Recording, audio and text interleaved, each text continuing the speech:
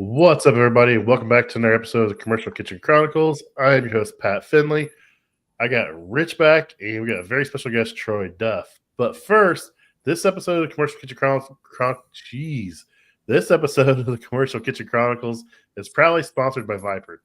Viper brings you NSF-registered coil cleaning products, the legendary nylon for sealing threads and gaskets, and solutions for heat protection like wet rag. Viper's HVACR products were crafted by HVAC technicians themselves, so you know they mean business. Plus, Viper believes in non-toxic solutions because performance should never come with a compromise. Maintain your cool with Viper. So what is going on, everybody? Living that dream out here. How about y'all? Well, it looks like Rich got kicked out the same thing. What happened? So it looks like Rich got kicked out to the car. Yeah. Too many people over. Is this that new service truck you got? 100%. I'm actually testing out the Wi-Fi in it right now. How's that working out for you so far? Seems to be running smooth. We'll see how it does during the show, but yeah, it's good. This truck is great. I love this truck so far. I was like, I can't go back to a van after having this truck. Yeah, during COVID, some of our branches were getting those extended cab trucks, the 4 doors with the K bodies on the back, the enclosed ones. And I was so jealous, man. Because I got a van during that time, and they got me a Nissan somehow. And I was like, I want a pickup truck. Give me a pickup truck. Nope. They had a truck that came here north, and they're like, oh, they need it for snow. And I'm like, no, they don't. See, that's what I run out of. I run out of a truck, too. It's good and bad on that, though. I feel like sometimes I don't have enough room, but at the same time, can't beat it. Yeah, for the ride and whatnot, you can't. Yeah, and then if you pull a trailer and stuff like that, I mean, van, I get that 3/4 ton van, but it's only got a 4.3 in it, dude. And I get that trailer loaded down, and some days I'm trying to back up the shop, and this is like hating life. Like, no, we're not going up here. Right. So it is what it is. I don't pay for it, so I just drive it until the wheels fall off. Exactly. Nice. So Troy, we've talked a little bit online back and forth, and you jumped on my my TikTok post about looking for guests. And I'm not going to lie, I am the worst person in the world for scheduling guests. You can ask Rich how many times on Monday I'm like, hey, I don't have a guest this week. You guys know anybody? I am terrible with it. So I appreciate you replying to that and messaging me and having you on. So let's get right into it. I asked you for a little brief bio about your background stuff, and I started reading through it. I was like, man, this kind of sounds a lot like me. So early on, you started out studying to be an electrician, and I was the same way. I actually came out of high school, went to a vocational program, came out as an electrician for years before I started doing this. So what originally drew you to that trade in high school? Honestly, I just, seeing guys out in the field, growing up, my stepdad was a Class A building contractor, so I've always been around building. And, I don't know, something about it drew me to it. And still to this day, I still love it. I'll do some electrical for my buddy, like I was telling you earlier, owns an HVAC company, but he also is a master electrician. Well, his electrician's me. So I still do the electrical for him. But, it's just one of those trades that you really can't beat. It's kind of like, the plumbing or the HVAC side. And any of those trades are great. What drew me away from it was seeing the guys that had been crawling underneath houses and in attics, for 40 years, 30 years. And I just, I didn't want to be that guy. Yeah, I can imagine. I was doing track homes in apartments. So it was like one a day. It was the same thing over and over and over. And it made me hate life. My mind cannot handle that. So, you did that out of high school for a little bit, and then you took an opportunity at Hobart. How'd that come along? Well, to be real honest, I had a company previously, and I was going through a divorce. And so you know how those go. And long story short, my grandpa, approached me and was like, hey boy, I know you kind of hit some hard times. Would you like to come over here to Hobart? And I said, well, let me think on it. Well, I didn't think on it very long. He had been there, I don't know, 40 some years or 40 years at that point. Made a really good living for himself. And I said, well, I'd be crazy not to take the opportunity. So I did. And here I am today, years and years later. Nice. It's it seems like this industry, once you get in it, you're kind of like hooked. Yeah. Like, you don't go anywhere. It's like, and I don't know if that's because there's so much you can do or the variety or just the people, but this industry, just once it gets its hands on you, you're in it, man. Yeah, I feel like it's just, in this trade it's always something new. And that's what I like about it. It does challenge you, and just when you think you might know it all, you don't. Yeah, I have a lot of fun doing it. And we're three different people here, but I'm in a company where I get to do a lot of cool stuff, do a lot of fun stuff. Rich, he's branched out and done his own thing. You've been on your own for a few years now. You've had guys. You went back to smaller, just you and your wife. There's a ton of opportunities here. There's a ton of work. I see people all the time like, "Oh, I just didn't have any work when I was doing it." I was like, "How'd you not have work, dude?" I was like you can just like walk in someplace and be like, "Hey, you get something broke?" Yeah, this is what I charge you. If you look at it. I've told people joking that are starting their company, be like, just start walking into places and be like, "Hey, you guys called in a piece of equipment not working?" Obviously joking, I say that, but it's true. If you did that, you'd probably be like, "Oh yeah, the fryer in the back. Oh yeah, the walk-in, this and that." Yeah, it's always funny, and I tell my wife, and a lot, of course, other people too. But I can basically pull up at any restaurant and just walk right in the back door if I want, even in regular street clothes. It's hilarious, really. Mm-hmm. But yeah, I mean, you're definitely right as far as running. If you're running out of work in this industry, you're not doing something right.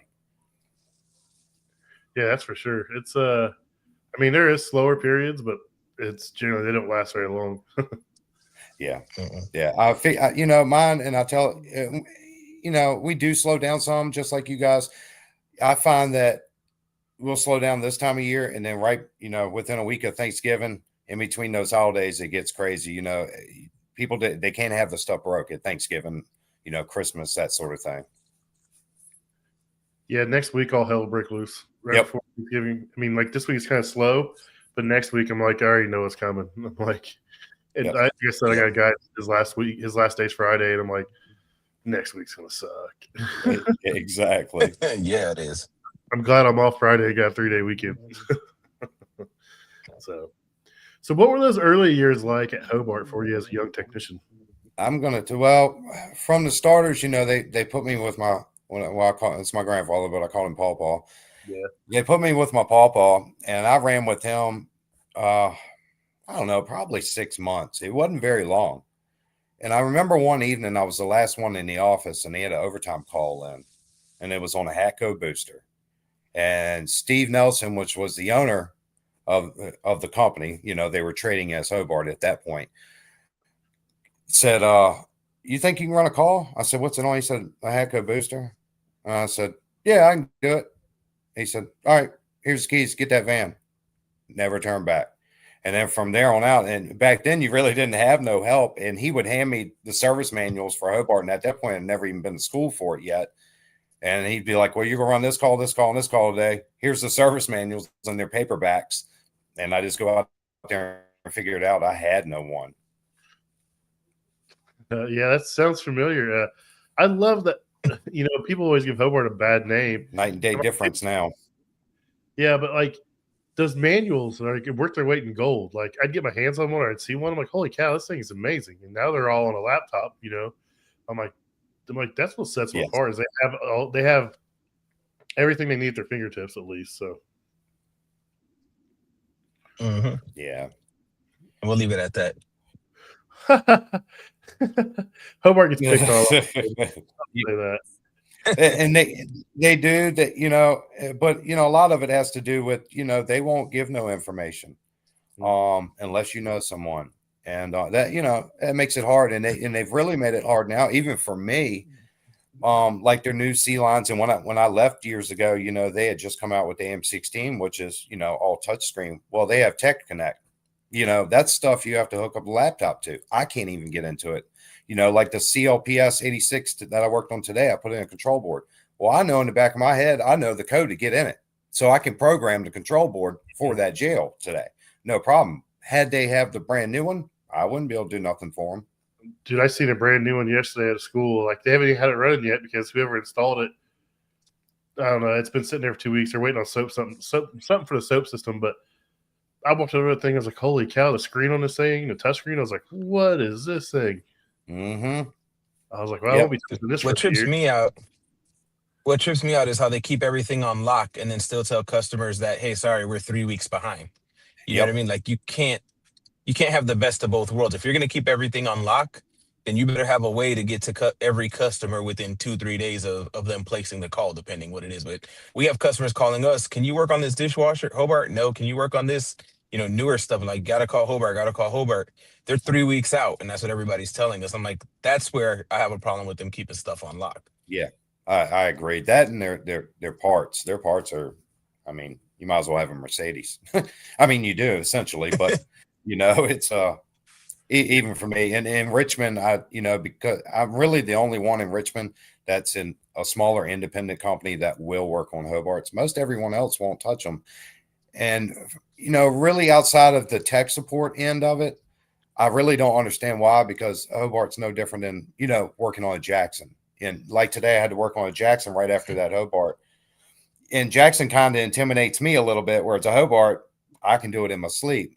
But essentially, they're both the same idea, the same parts, just different locations. Mm-hmm. Yeah, that's why I think a lot of guys freak out about the Hobart. But the problem is, if you do get stranded and you need help, you're not getting it. Yeah. Unless you know a technician is going to help you, you're just pretty much done for. Yeah, that's true. So I tell everybody to make friends with a Hobart tech. Right. I thought my bread and butter is really not they're dishwashers, but most of my calls are mixers. And I'll tell you what, I make a ton of money on mixers. I touched one, and I swear I'll never do. I got in a gearbox on one. I swear I'll never do it again. I'll do motors and other stuff, but once I get in that gearbox, I'm like, nope, not doing it. See you later. Call somebody else. I did 2 last week for a bakery, V1401s, and I did the brake system for them. I did a bunch of things for them, and but yeah. Yeah, I got my butt kicked early on, and I swore them off. So you eventually became a lead installer for Richmond and Norfolk District. What did that role really teach you?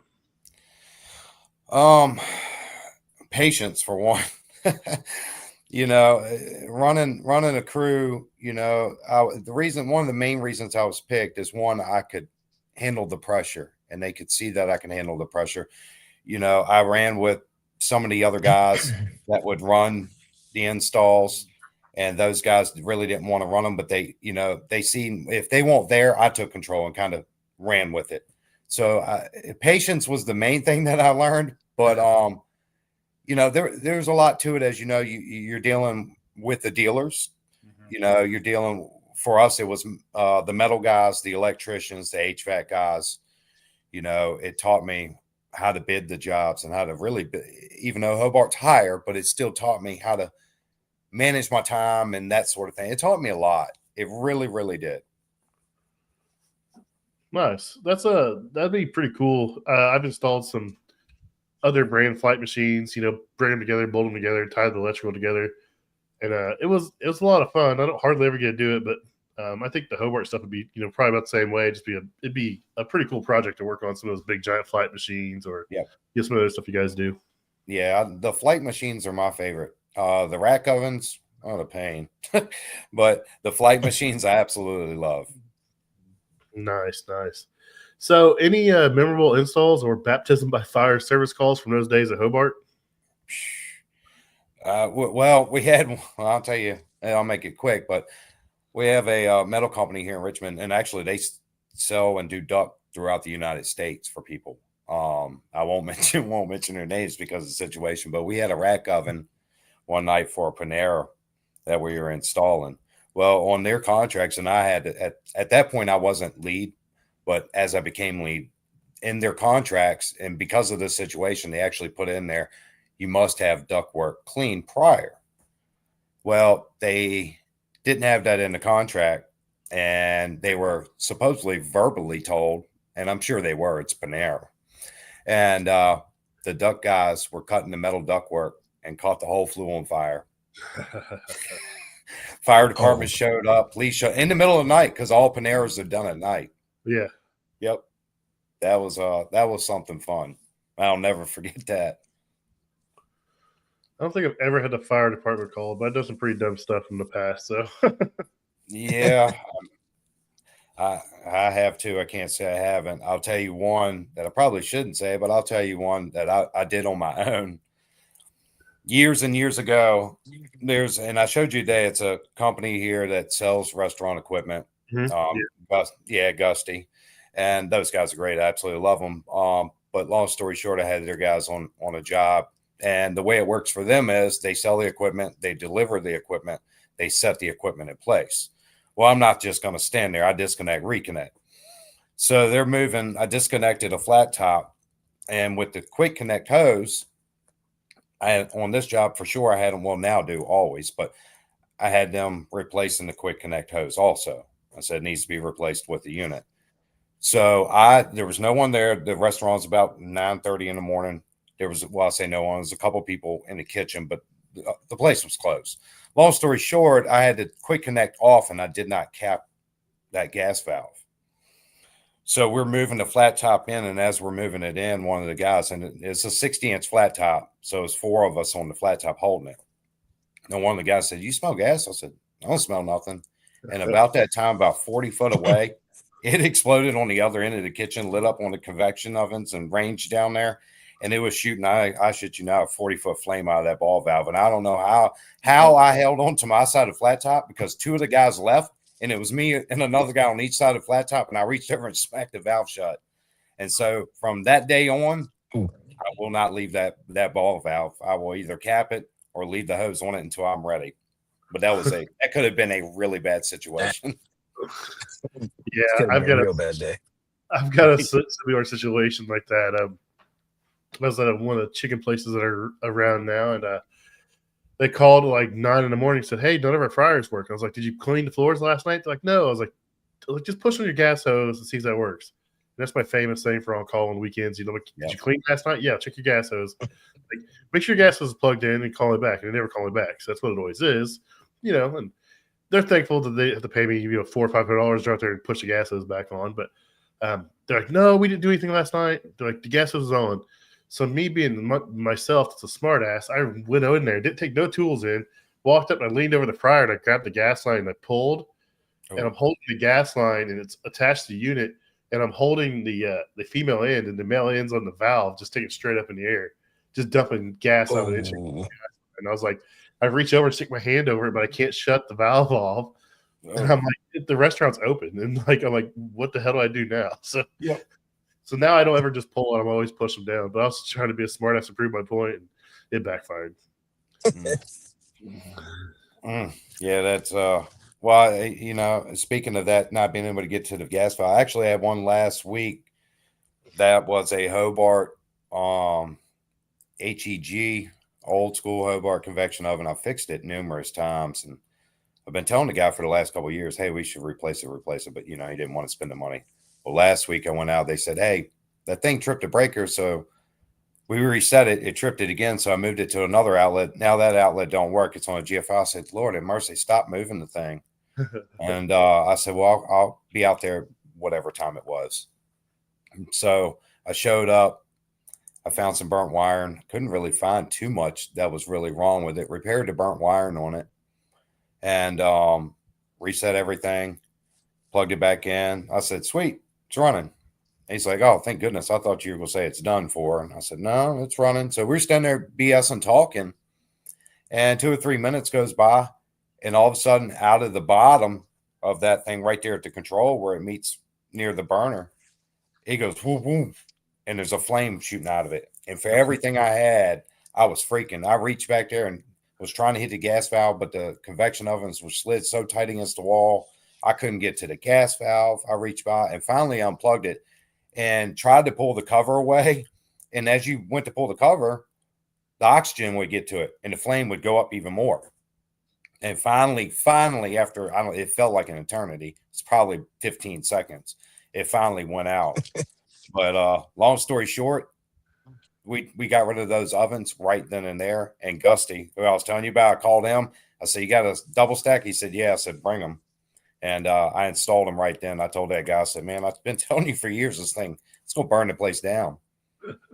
And if you got time, I got one more that's really good that we make a joke. This same guy, he owns a bunch of restaurants and small grocery stores. Last year I got a call, and it was right at Christmas. No, it was right at Thanksgiving. He got a call, an overtime call. I actually took my son with me, my 16-year-old. He's been going with me a lot. Went out, and I was on a range. And while I was out there, one of the guys said, "Hey, man, does this wall feel too hot?" And it was right beside big pot burners. And I put my hand on the wall, and I was like, "Dude, that wall, I'm telling you, it's on fire inside. Do you really?" I said, "I'm telling you, it's on fire." And after going back and forth, I said, "Call the fire department now." He ended up calling the fire department. Now, the owner would call me and yell at me for calling the fire department. They're going to cut in. Sure enough, they cut into the outside of that building with chainsaws, and it was on fire. I saved it, and it had an apartment complex above it. And basically, I saved that whole place from burning down. That was last Thanksgiving, and they still give me crap about that.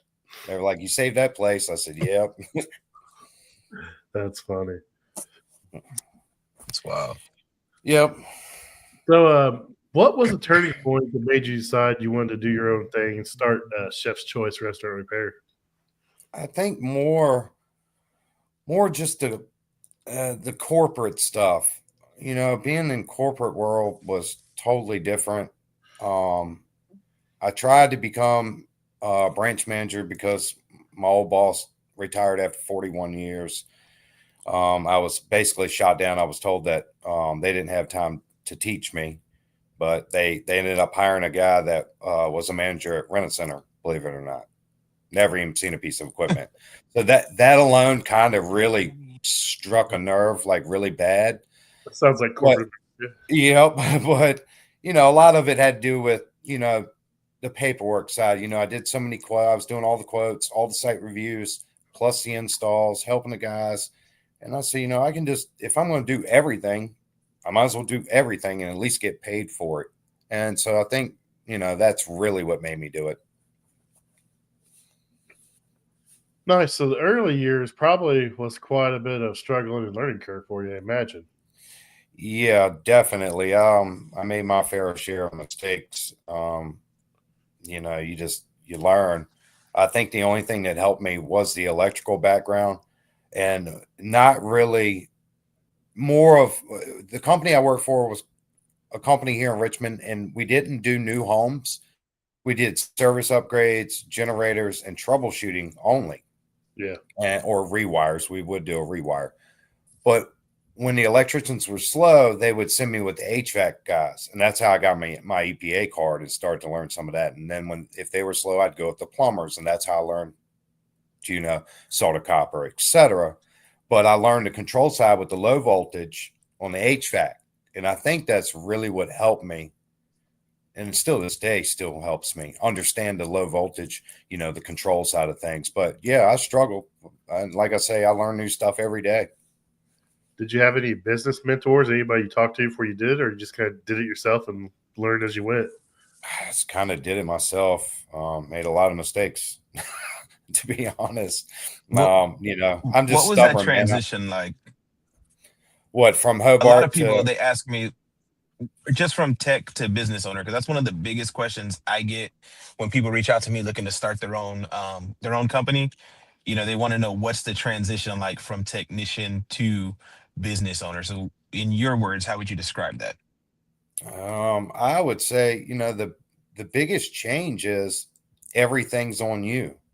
If you've got guys that are out here with your name, on the truck riding around, everything's on you. If they get in an accident or if they don't, put a cap on that gas valve and they blow the restaurant, I think that's the biggest thing from going from a service tech to being a business owner is you have to understand that everything's on you. And you can look at the glass half full, but on the service side, you're looking at the money and seeing, what these guys make or seeing the revenue, should I say, that these guys are doing, but they're not understanding really what comes with that. And a lot of responsibility, a lot of headaches. You don't get time off, even when it's just me, or even especially when I had guys, you don't get no time off.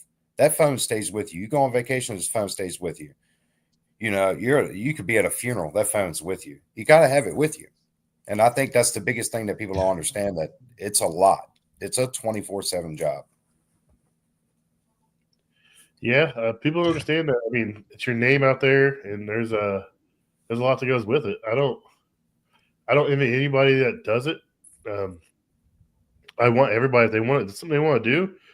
Just be prepared to put in some hours. Rich is the perfect example. Just because you hire more guys doesn't mean you work less. It's just about the opposite. No, makes more work. I think it does. If you're not in the field, you're at home doing paperwork. You're doing estimates. You're doing payroll. You're sending out letters trying to get paid. It's just, there's a lot more than just fixing stuff, man. There's a lot of guys that can fix anything, and they cannot run a business to save their life. I think I'm going to touch on that point. You said getting paid, being self-employed, and getting paid. At one point we did a lot of jails and hospitals, because we are small, so we're even spam. I've gotten to a point now where a lot of times I'll turn those down just because of the weight. Even for a smaller company like us, one Hobart dishwasher motor might be $5,000, might be $8,000. You do 3 of those in a month, and you're waiting 90 days to get your money back. There's a lot to it. Yeah, that's always been my. That's a good point. That's for me, one of the biggest transitions, now that you say that, is when we started doing bigger stuff. Like when I had to pay for my first RTU that we changed out, I'm like, how much did I just send them? I just sent Lennox. How much money? I texted my business coach and said, bro, I'm gonna go lay down for like 3 days and recover. So yeah, that's something I never think to tell people, is the shock of putting out money, and then when you have to wait to recoup that money, it can be a big adjustment. It is, and that's that would be my biggest advice for somebody that's gonna go on their own or thinking about going on their own. Save every penny you got. Just because you're getting those checks in constant doesn't mean you should be blowing them.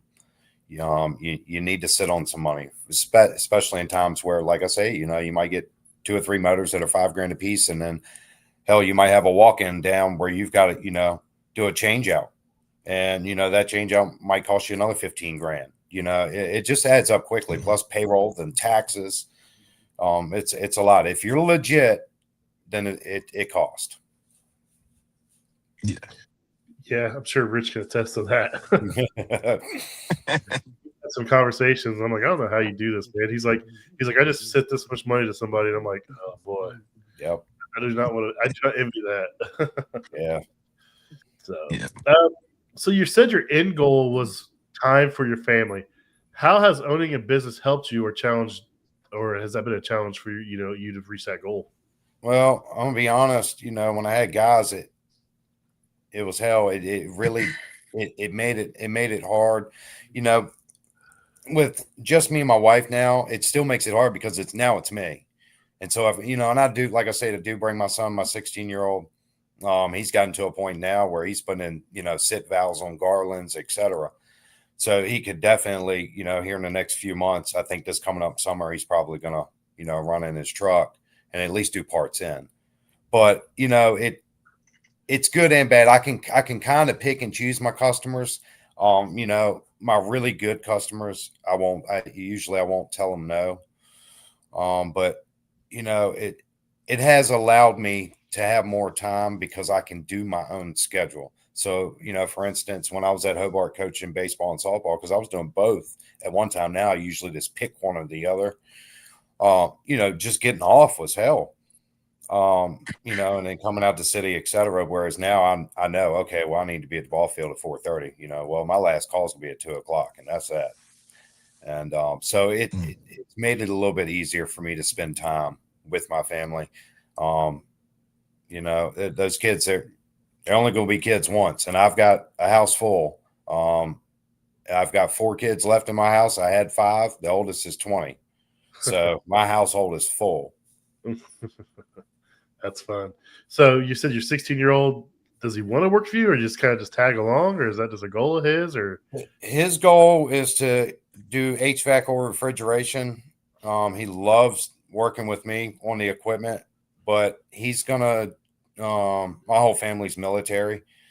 He's going to go in the military, let them train him on the HVAC or refrigeration side, and then come out, and either he's going to stay in and do it, or he's going to, finish out his contract and then come out and work for me or work for somebody else. But he wants to be in the kitchens. Yep. Cool. It's a like I said earlier, man. Once you get in here, it kind of just takes. Yep. So, since launching in 2017, what has been the biggest lessons you've learned as a business owner in the industry?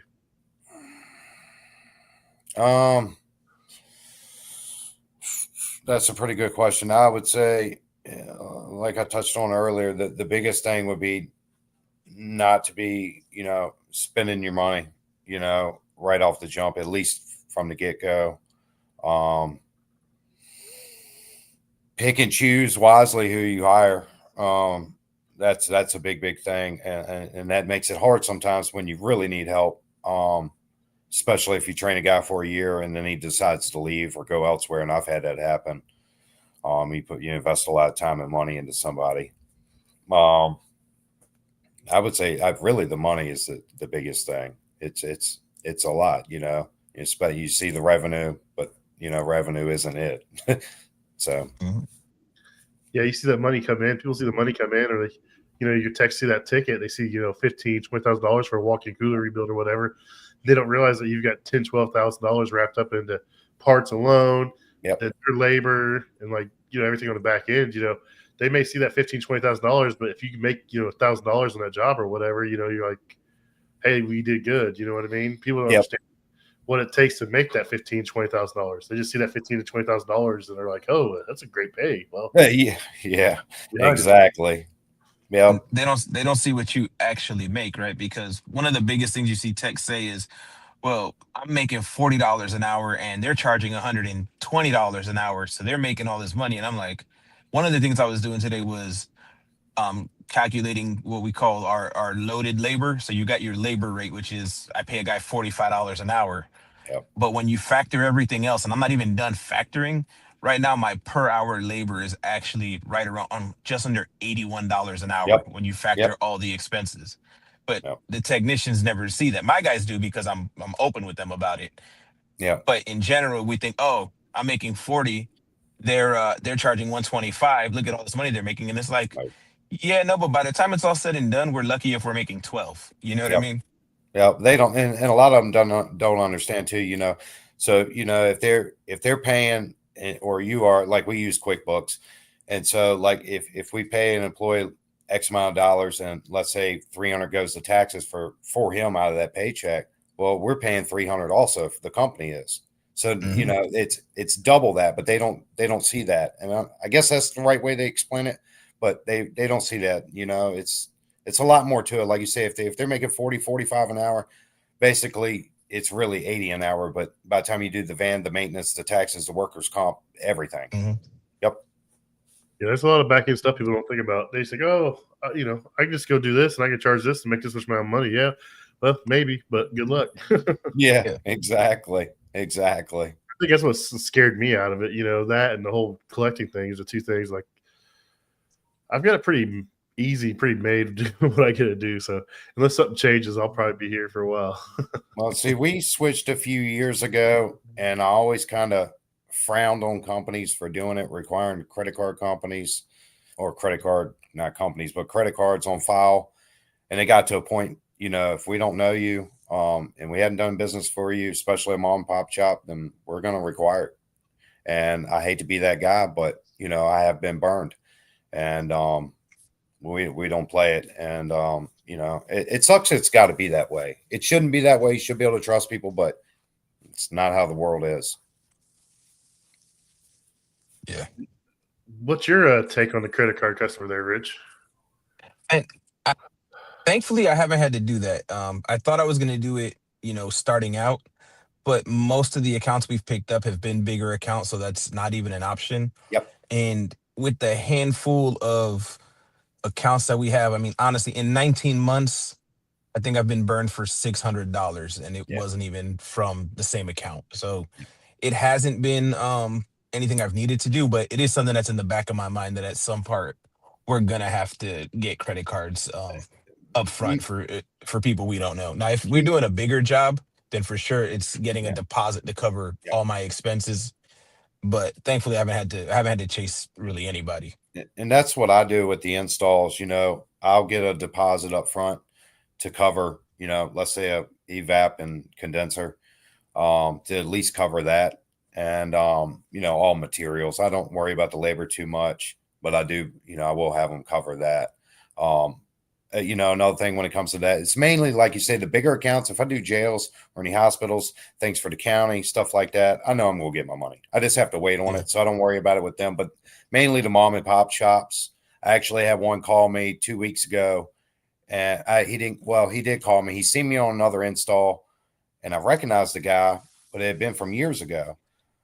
So I couldn't put two and two together. Well, he ended up calling our office number. So my wife answered and ended up talking to the guy. And she was like, well, I don't know. I'll have to look back to see, what times we have, et cetera. So, I'll get back with you, because he wanted us to come out and pick up a food trailer and bring it to our shop and do a bunch of work. So anyway, long story short, she called me. She said, you know that guy that just called? I said, yeah. She said, he owes us money, $300 from 2019.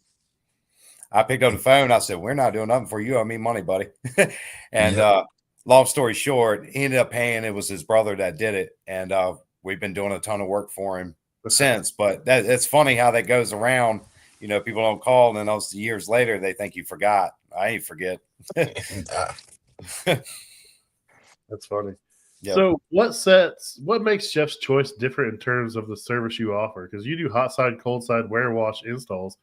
What's probably your niche that's like you guys are known for? Hobart. So to be upfront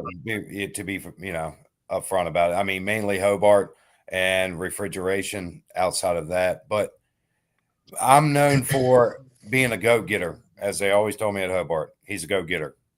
I don't cut corners. Even though I'm small, you don't find me on eBay ordering parts. I get OEM parts every single time.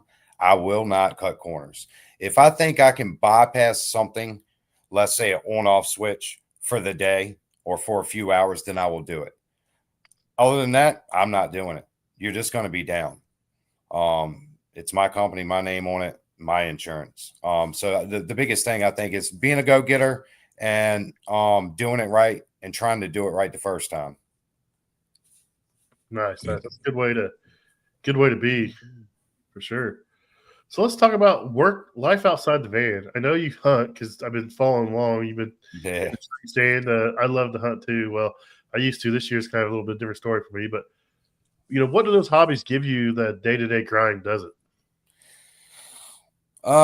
Room to breathe. Especially hunting. As we both know, hunting. I can't really answer the phone. I can kind of browse the internet a little bit. Wonder why I'm not shooting nothing because I'm looking at Facebook, but mainly it just clears my head. I get it, and I love my family and I love my business, but it allows me to step away and have 5 minutes to myself. And the fishing the same way by all means, but hunting definitely, because up until now, or up until Saturday at least, it's still hunting. So I'm by myself and it's quiet. So nice. Yep. Yeah, it's definitely different out there. I'll scroll my phone a little bit, but like just sitting out there, just hearing, birds and squirrels and what you think is big monster bucks, it's really some fat squirrel falling out of a tree somewhere. Yeah. It's definitely different. It's rewarding. It's just like like you said, you can just breathe. You don't have to worry about anything and just look around and wait for something to come out, and then hopefully something comes out. But it doesn't always work out that way. Yeah. It's amazing how smart a deer really is. They're brilliant. The things that stay in the middle of the road and stare at a car doing 70 miles an hour and stare at the headlights will fade everything in the woods. It's crazy. So that's cool. I know you're involved with your kids a lot. You've talked about coaching baseball, softball. How did you get into coaching, and what's your favorite part about doing those things for your kids? Well, I grew up playing ball, and then once I hit high school and started messing with the ladies, I gave up the baseball. And I always look back. I said, man, I wish, I kind of wish I had played more, And so when my kids got old enough, now they skip T-ball. I'm not, I like T-ball. I believe in it, but at the same time, it's, the kids are so young, they really don't grasp it. So I started mine out right outside of that in minors. And the very first year I knew I wanted to coach. And when I signed them up, I put on there, at the bottom, hey, if y'all need a coach, and I was thinking assistant coach, I just help out, call me. Well, the league called me, all my family's in this county, but the league called and they were like, hey, you want to be head coach? And I was like, oh, crap. And so you think running a business is scary. Try having, 13, 7-year-olds looking at you and all the parents in the stand. Yeah. Yep. I've been there. I coached my daughter's softball. I coached my boys baseball, football. It's a blast, and It is. that kind of leads to my next question. How do you balance work and hobbies and all that stuff? I know it can be hard. So how do you do it? You don't. You just, I try to squeeze in every bit I can. Like, for instance, with the hunting this week, right off the jump, it's the last week of muzzleloader.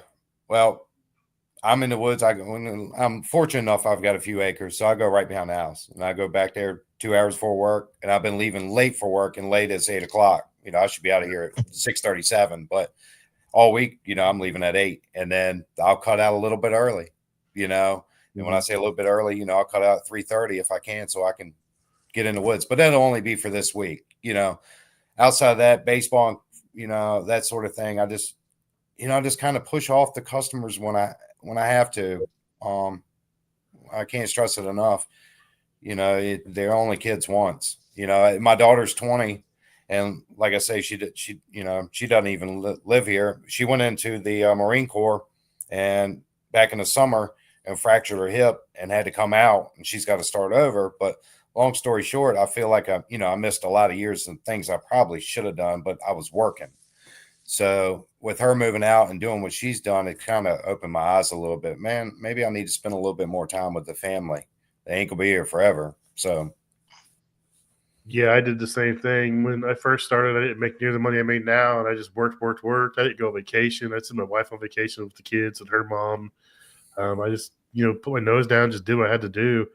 And looking back, I've missed a lot of things, but I've talked to my kids and they understand why I did the things I did. But once I got a little better off, I always made sure I could do everything I could do, go to the games or be there for them if they had something at school or program. And I remember one day I took the day off to go to my son's 6th grade graduation. And I took the day off. I was on call. I was like, well, you're on call? I'm like, yeah, that's after 5 o'clock.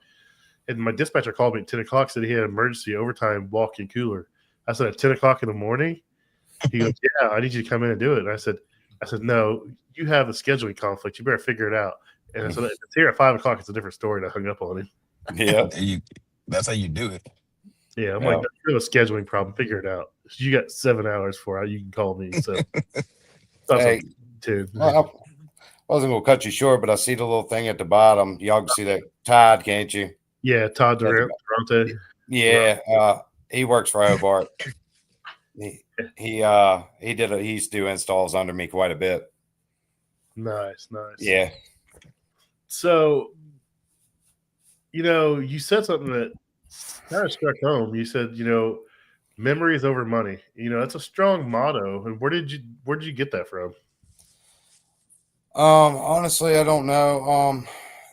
It's just money comes and goes. We all know that. We're all got a little bit of age on us now. Hell, some of us are considered middle-aged. So, it's just all the years, I look back and I'm like I was saying, missing things with kids and, the wife and family and vacations and that sort of thing.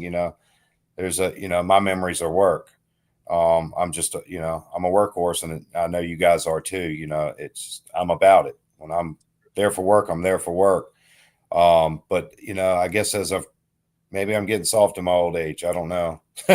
It's just one of them things where, I'd rather make those memories. I still got to have the money. I still want to retire, but it's, some things are just above that.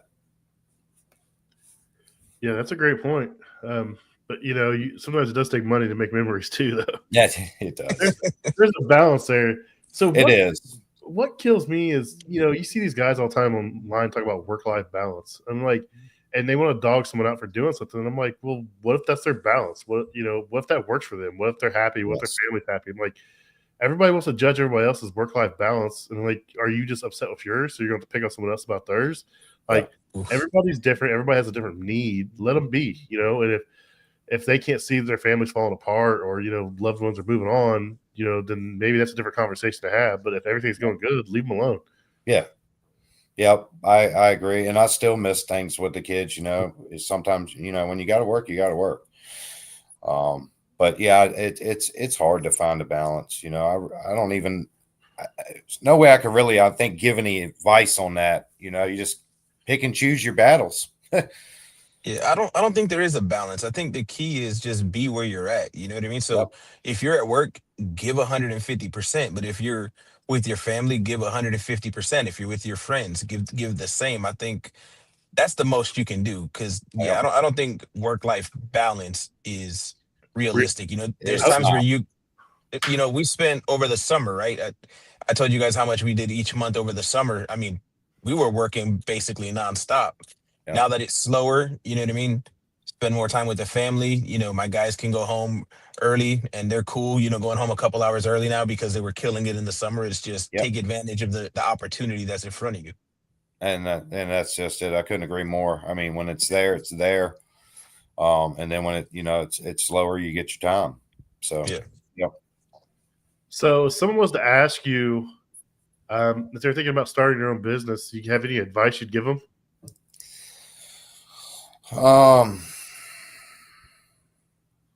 Try and build a good customer base. I don't recommend, like when I left Hobart, I didn't bring none of the Hobart customers. For one, I had an agreement signed with them. But two, I didn't. I would, if that's the route you want to go, I would hit the ground on your time off. If you can't moonlight, I don't know what to tell you, but I would hit the ground off and at least hit the pavement and make an appearance, make a showing into, supply houses.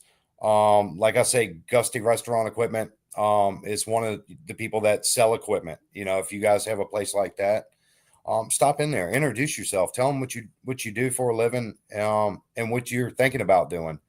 And, try to get your foot in the door with as many people as you can. And then once you decide to take that leap, like we said before, you can, if you're out to eat, and I remember doing it when I first started, I was out to eat. I always had a business card with me. I'd joke and, I'd say, hey, I used to work for Hobart, the waitress right there. I said, who the heck's working on your equipment? And the girl started laughing. I don't know who's in there. I said, well, get the manager over here. And they come over. I said, who's back there messing your equipment up? And he started laughing, or she started laughing. I said, you need somebody, dependent? Well, there's, they're good, but sometimes they can't get to us. Let me take your number. So I think that's my advice is basically I would pound the ground and hit it running hard before you decide to do that. That way you have something, there and you have an income. Another thing that I always used to tell my techs, when you're in a kitchen, if you let me in your kitchen, I'll have work. I can find work. Every steamer you walk by, that door's leaking, say something. Mm-hmm. Door gaskets, things like that. You can pick up all the work you want. And not only can you pick up the work, you make your own schedule. And not only do you make your own schedule, you can pick the easier jobs. It's a no-brainer. At Hobart, we got paid compensation, for doing that. And I was very good at it. I'd walk by, be in the kitchen. And if I was in your kitchen, I walk by, like I say, steam. It was always steamers. I walk by, I'd be like, steam's rolling out the door. You want me to do something about that gas? Yeah, we've been dealing with that for a while. I said, well, I can get you one order. Okay. Well, I just made my own schedule. Not only did I make the company money or now myself, but I made my own schedule. And it's easy. It's amazing how many guys walk past all kinds of stuff. You look at a cooler, the gas is hanging out, the door won't close all the way. There's money everywhere. You just got to look around. I'm like, we have a tech add-on contest, and I don't compete because I just blow everybody out. I just do the tech add-on, that little thing on there. But like, if you go into a kitchen and you're not walking out for at least one add-on, you're not doing your job, man. Yep. I really believe in that. Yeah.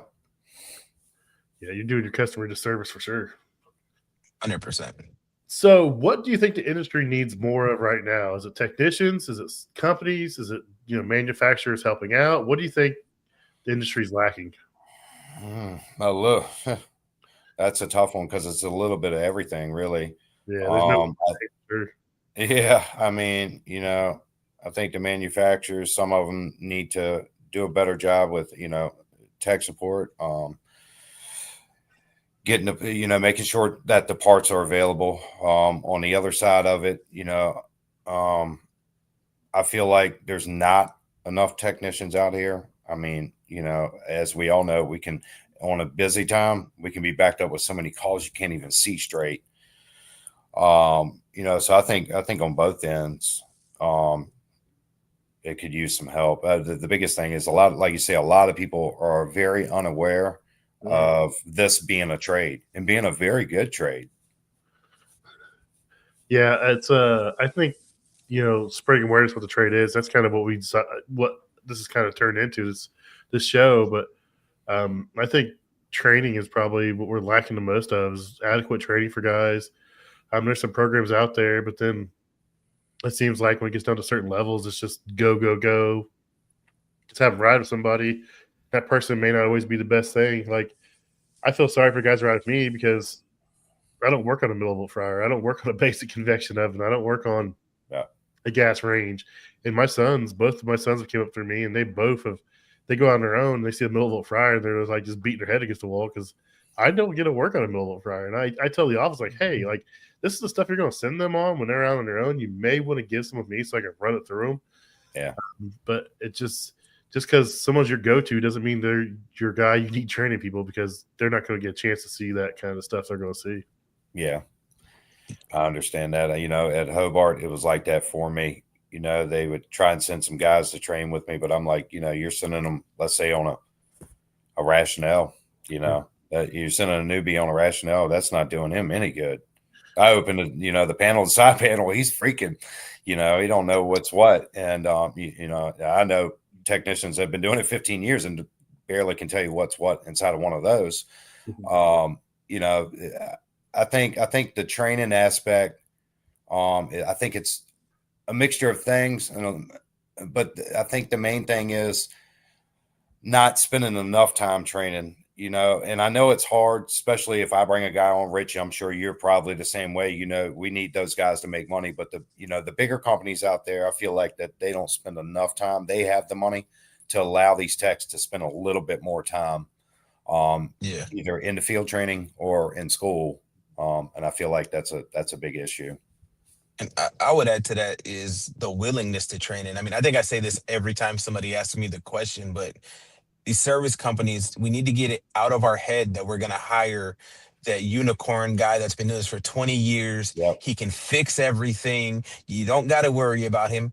That guy's not leaving his job. You know what I mean? That guy walks into his manager and says, hey, Rich just offered me this. The manager's going to beat it. They're going to match it. They're going to offer him more than I can. But that's what we keep doing. And the larger companies do that. The smaller companies do it. I'm like, we need to adapt the industry to say, okay, there's a lack of qualified technicians, mainly because most of them are aging out. There are a lot of young people that have good work ethics, that are smart as hell, that don't want to be in an office. They want to do this type of work, but nobody wants to train them. One of the things we're working on is, being able to train. I got my son, he's been riding with me since we started. He's 21 now, and early next year, he should be ready to go on his own. But I'm going to send him to a bunch of Cefeza trainings. I got one of his friends who's, I think, 2021, doesn't know anything about anything, but he's worked with us, putting some walk-ins together, doing some PMs.